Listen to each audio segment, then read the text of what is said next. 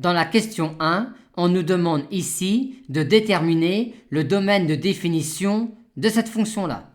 Tout d'abord, il faut déjà que quel que soit n entier naturel, x donne moins 1 puissance n sur racine carrée de x plus n soit défini, ce qui impose à x d'être strictement positif.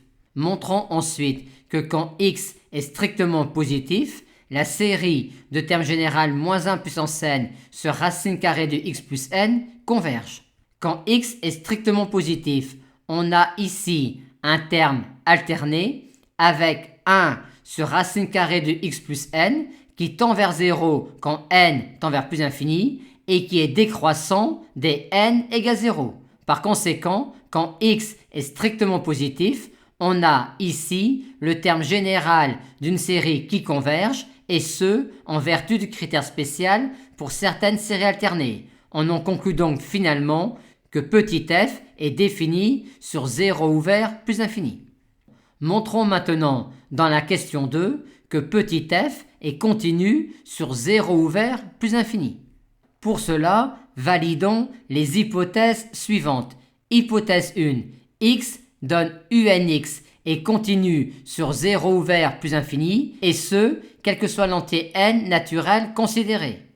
Hypothèse 2, montrons maintenant que la série de fonctions de termes général un converge uniformément sur 0 ouvert plus infini. Pour cela, quand on considère un réel x strictement positif quelconque, on a alors ici un terme alterné avec 1 sur racine carrée de x plus n qui tend vers 0 quand n tend vers plus infini et qui est décroissant dès n égale 0. Par conséquent, en vertu du critère spécial pour certaines séries alternées, on peut dire que la valeur absolue du reste d'ordre n est inférieure ou égale à la valeur absolue de un plus 1 de x, ce qui nous permet de dire que l'on a sur 0 ouvert plus infini un majorant de x donne valeur absolue de Rnx et un majorant qui tend vers 0 quand n tend vers plus infini, ce qui démontre que la série de fonctions de termes général un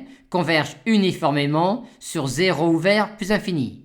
Et avec l'hypothèse 1, à savoir que x donne unx est continu sur 0 ouvert plus infini, et ce pour n entier naturel, et avec l'hypothèse 2 qui dit que la série de fonctions de termes général un converge uniformément sur 0 ouvert plus infini, on en conclut que petit f est continu sur 0 ouvert plus infini. Montrons maintenant dans la question 3 que petit f est de classe C1 sur 0 ouvert plus infini. Pour cela, validons les trois hypothèses suivantes. Hypothèse 1. La série de fonctions de termes général un converge simplement sur 0 ouvert plus infini. C'est ce que l'on a fait dans la question 1. Hypothèse 2. Pour n entier naturel, x donne unx est de classe C1 sur 0 ouvert plus infini et u'm de x est égal à cela pour x strictement positif et n entier naturel. Hypothèse 3, on montre que la série de fonctions de termes général u'm converge normalement sur 0 ouvert plus infini et donc uniformément sur 0 ouvert plus infini.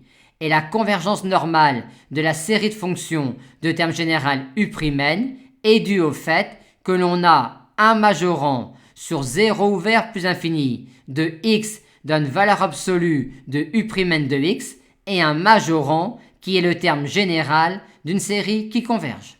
Et de ces trois hypothèses-là, on en conclut que petit f est de classe C1 sur 0 ouvert plus infini et que sur 0 ouvert plus infini, quel que soit x strictement positif, f' de x est la somme pour n allant de 0 à plus infini de u'm de x.